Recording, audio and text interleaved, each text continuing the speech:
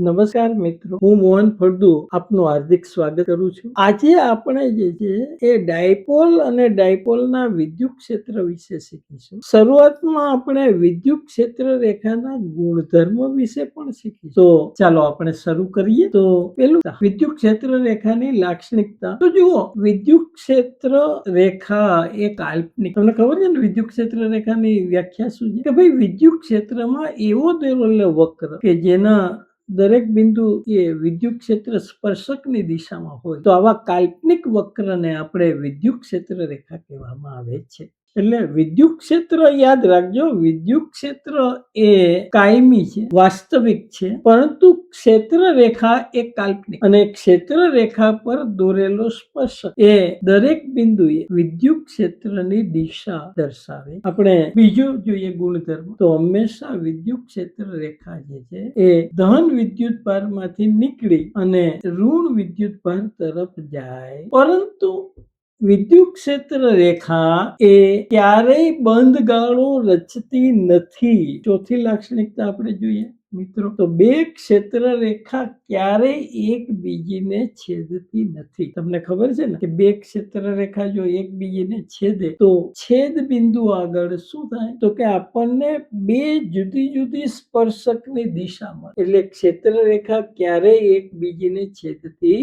પાંચમો ગુણધર્મ આપણે જોઈએ તો વિદ્યુત ક્ષેત્ર રેખા જે છે એ વિદ્યુત ભાર વગરનો વિસ્તાર, ખાલી વિસ્તાર જુઓ તો ખાલી વિસ્તારમાં શું હોય? તો વિદ્યુત ક્ષેત્ર રેખા સળંગ વક્ર તરીકે લઈ શકે. એના પછીનો આપણે છેલ્લો ગુણધર્મ જોઈએ તો સમાન વિદ્યુત ક્ષેત્ર જો આપણે દર્શાવવું હોય તો એની ક્ષેત્ર રેખાઓ પરસ્પર સમાંતર હોય છે અને એકબીજીથી સમાન અંતરે આવેલી હોય. તો આપણે આ વિદ્યુત ક્ષેત્ર રેખાના ગુણધર્મ જોયા. હવે ડાયપોલ એટલે શું આપણે જોઈશું. એનું નામ જ છે, ગુજરાતીમાં એને દ્વિધ્રુવી કહેવાય. દ્વિધ્રુવ એટલે બે ધ્રુવ. અહીંયા દેખાય છે કે એક આ પ્લસ ક્યુ વિદ્યુત ભાર છે, આ માઇનસ ક્યુ વિદ્યુત ભાર છે. એટલે આ બંને પ્લસ અને માઇનસ ક્યુ વિદ્યુત ભારો ધ્રુવ રચે. જુઓ, સમાન મૂલ્યના છે અને આ બે વચ્ચેનું અંતર જે છે પરિમિત નહીં. એટલે જ આપણે એની વ્યાખ્યા જોવી હોય વિદ્યુત ડાયપોલની, તો પરિમિત અંતરે રહેલા બે સમાન મૂલ્યના અને વિરુદ્ધ દિશાના બે વિદ્યુત ભારોના બનેલા તંત્રને વિદ્યુત ડાયપોલ કહેવામાં આવે. હવે આપણે ડાયપોલ વચ્ચેનું અંતર જે છે 2a લેવામાં આવે અને ડાયપોલને દર્શાવવા માટે વિદ્યુત ડાયપોલ મોમેન્ટ નામની રાશિ વપરાય છે. તો વિદ્યુત ડાયપોલ મોમેન્ટ એટલે શું? તો એને p સદિશ p વડે દર્શાવાય. તો ડાયપોલ મોમેન્ટની વ્યાખ્યા શું? તો કે બે વિદ્યુત ભાર વચ્ચેનું અંતર અને કોઈ એક વિદ્યુત ભારનું મૂલ્ય, એના ગુણાકારને આપણે ડાયપોલ મોમેન્ટ કહેવાય. એટલે આપણું સૂત્ર સાથે સદિશ p બરાબર 2a સદિશ ઇન્ટુ ક્યુ થશે. એટલે એનો એકમ જુઓ, 2a નો એકમ મીટર અને ક્યુ નો એકમ કુલમ. એટલે કુલમ ઇન્ટુ મીટર થશે. એની દિશા જે છે એ માઇનસ ક્યુ થી પ્લસ ક્યુ ની દિશામાં લેવામાં આવે છે. એટલે વિદ્યુત ક્ષેત્રથી વિરુદ્ધ દિશામાં. હવે આ જે બે વિદ્યુત ભાર છે એની વચ્ચેનું જે બિંદુ છે, આ બિંદુને એનું કેન્દ્ર કહેવામાં આવે. જો આ બંનેનો વિદ્યુત ભાર જે છે શૂન્ય હોય અને છતાં પણ પ્લસ ક્યુ અને minus Q is equal to શું થાય? 0. એટલે કુલ વિદ્યુત ભાર થાય શૂન્ય. છતાં પણ વિદ્યુત ક્ષેત્ર શૂન્ય નથી થતું. કેમ? તો કે બંને વિદ્યુત ભારો એક જ બિંદુએ નથી, બંને જુદા જુદા બિંદુએ છે ને તેથી એ વિદ્યુત ક્ષેત્ર રચે. હવે આપણે વિદ્યુત ડાયપોલના કેન્દ્રથી તેના અક્ષ પરના કોઈ પણ બિંદુએ વિદ્યુત ક્ષેત્રનું સૂત્ર મેળવવાનું છે. તો જુઓ, આ દેખાય છે પ્લસ ક્યુ અને આ માઇનસ ક્યુ. આ જે છે એ એક વિદ્યુત ડાયપોલ રચે છે. આ વચ્ચેનું આ મધ્ય બિંદુ O અને ત્યાંથી આ અંતર જુઓ, a અને આ બાજુ a હોય. ટોટલ અંતર કેટલું થાય? 2a. અને જુઓ, આ આખી એની અક્ષ છે. તો આ અક્ષ પર આ p બિંદુએ આપણે વિદ્યુત ક્ષેત્ર શોધવાનું છે. તો આ p બિંદુએ કોને કોને કારણે અહીં વિદ્યુત ક્ષેત્ર ઉત્પન્ન થશે? તો પેલું જુઓ, આ જે છે એ પ્લસ ક્યુ ને કારણે એનાથી વિરુદ્ધ દિશામાં, એટલે આ દિશામાં જુઓ E પ્લસ ક્યુ, અને માઇનસ ક્યુ ને કારણે એની દિશામાં, એટલે જે દેખાય છે આ દિશામાં જે છે એ વિદ્યુત ક્ષેત્ર ઉત્પન્ન થશે. તો હવે આપણે અહીં જોઈએ કે ભાઈ કુલ વિદ્યુત ક્ષેત્ર બંનેની દિશા વિરુદ્ધ છે. અહીં જુઓ ડાયપોલ મોમેન્ટની દિશા કઈ થશે તો માઇનસ ક્યુ થી પ્લસ ક્યુ તરફ, એટલે આ ઈ પ્લસ ક્યુ ની દિશામાં થશે. જો ઓકે, તો હવે આપણે અહીં જોઈએ કે ભાઈ પ્લસ ક્યુ ને કારણે વિદ્યુત ક્ષેત્રનું મૂલ્ય, તો તમને ખબર છે વિદ્યુત ક્ષેત્રનું મૂલ્ય કેટલું હોય, 1/4πε0 Q/r². પણ અહીંયા અંતર જે છે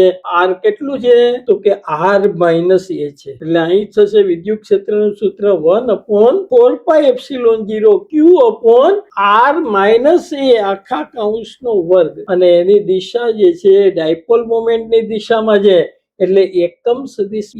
એવી જ રીતે ઈ માઇનસ ક્યુ ને કારણે વિદ્યુત ક્ષેત્ર કેટલું થશે તો 1/4πε0 Q અપોન એનું અંતર, તો કે એનું અંતર જુઓ r પ્લસ એ છે, એટલે અપોન r પ્લસ એ નો વર્ગ. પણ અહીં દિશા ડાયપોલ મોમેન્ટ થી વિરુદ્ધ દિશામાં, એટલે માઇનસ p થશે. હવે સંપાતપણાના સિદ્ધાંત મુજબ p બિંદુએ કુલ વિદ્યુત ક્ષેત્ર કેટલું થાય તો કે બંનેના સરવાળા જેટલું થાય, ઈ પ્લસ ક્યુ ને ઈ માઇનસ ક્યુ. ઈ પ્લસ ક્યુ ની કિંમત મૂકી, માઇનસ ક્યુ ની કિંમત મૂકી. હવે બંનેમાં જુઓ Q/4πε0 કોમન, બીજી વસ્તુ P કોમન છે, એટલે એ બંને બહાર કાઢી લીધા તો બાકી શું વધશે કૌંસમાં, તો આ દેખાય છે 1/r - a નો વર્ગ માઇનસ 1/r પ્લસ a નો વર્ગ. હવે આનો લસા લો તો આ બંને ક્રોસ ગુણાકાર, અને એટલે અહીં થશે r માઇનસ a નો વર્ગ અને r પ્લસ a નો વર્ગ. આખો લસા લીધો તો અહીં થશે આ ક્રોસ અહીં ગુણાશે, એટલે r પ્લસ a નો વર્ગ માઇનસ કૌંસમાં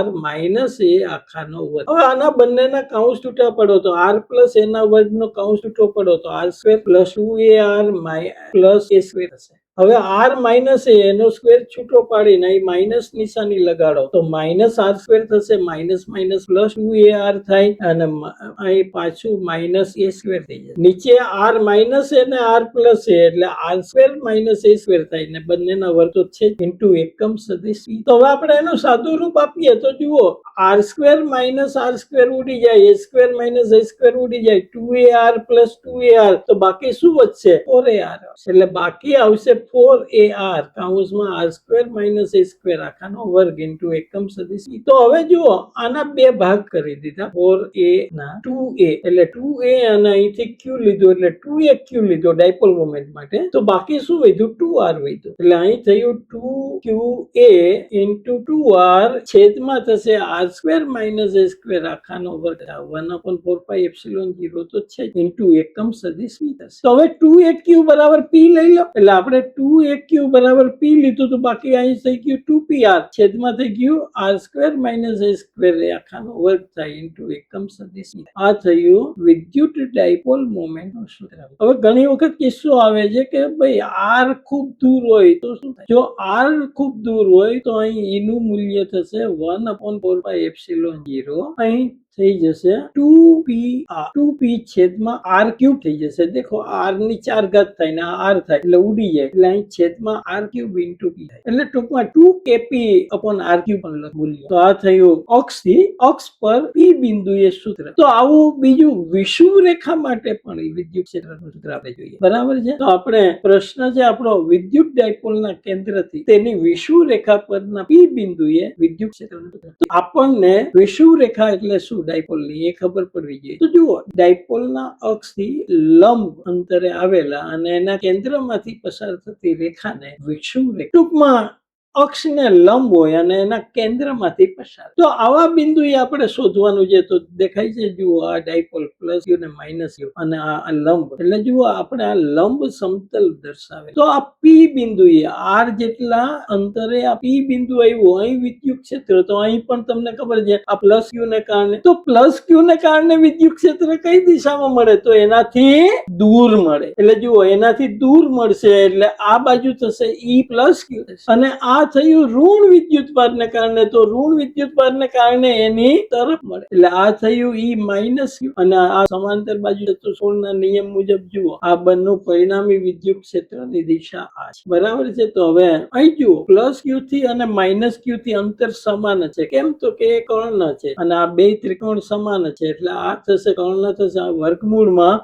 r² પ્લસ a². એટલે જુઓ અહીં બંનેનું મૂલ્ય પ્લસ ક્યુ ને કારણે જે છે ઈ પ્લસ ક્યુ કેટલું થશે તો કે 1/4πε0 Q/r² પ્લસ a² થશે. કેમ? તો કે વર્ગમૂળનું વર્ગ કરો તો તમને ખબર છે કે વર્ગમૂળ નીકળી જાય. એવી રીતે જુઓ, આ માઇનસ ક્યુ તપાસે આ વિદ્યુત ક્ષેત્ર એનું એ જ મૂલ્ય આવશે 1/4πε0 Q/r² plus a².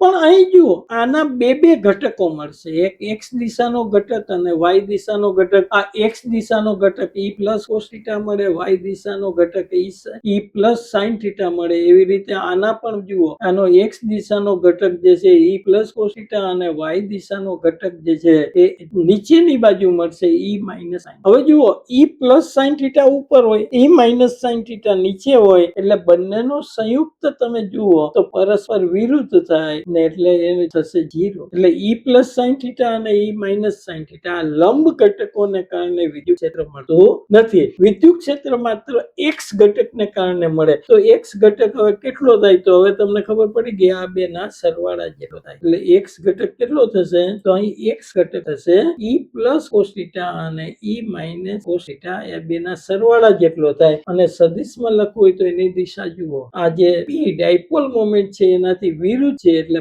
Minus p અહીં દર્શાવેલું. હવે e પ્લસ એ માઇનસ અને cos θ આ ત્રણેયની કિંમત મૂકી દો તો e ની કિંમત અહીં દેખાય છે 1/4πε0 Q/r plus r² plus a² plus 1 થશે 1/4πε0 Q/r² પ્લસ a². મૂલ્ય તો બેના સમાન જ હતા. cos θ ની કિંમત પાસેની બાજુ છેદમાં કર્ણ, એટલે પાસેની બાજુ છે અહીં a ને છેદમાં કર્ણ છે r² પ્લસ a² એની 3/2 થશે. એટલે ટોટલ થશે e બરાબર માઇનસ આ જે 1 ને 1 2 થઈ જાય એટલે 2q થઈ જાય અને અહીં a, એટલે આખું તમે ગણો તો અહીં જુઓ e બરાબર થશે માઇનસ 1/4πε0 2aq. પણ 2aq એટલે ડાયપોલ મોમેન્ટ p થાય એટલે p લખ્યું અને આ જે છે r² પ્લસ a² એની 1 ઘાત અને આ 1/2 ઘાત, તો ટોટલ થઈ ગઈ 3/2 ઘાત. એટલે અહીં ટોટલ થશે એની 3/2 ઘાત હશે. હવે આપણે જો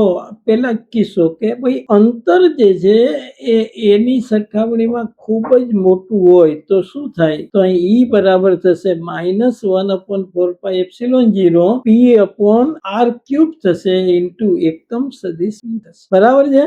તો આ થયું આપણું અક્ષ પર અને વિષુવ રેખા બંનેના આપણે સૂત્ર જોયા. જુઓ, બંનેમાં ફરક શું હતો? અક્ષ પરમાં અહીં 2p/r³ મૂલ્યમાં, જ્યારે આમાં p/r³ આવે. એટલે સરખા અંતરે જો અક્ષ પર બિંદુ લો અને વિષુવ રેખા પર બિંદુ લો તો અક્ષ પર બમણું વિદ્યુત ક્ષેત્ર હોય. તો હવે આપણે નેક્સ્ટમાં જે છે એ આપણે મળીશું. હવે મિત્રો, તમારો ખૂબ ખૂબ આભાર.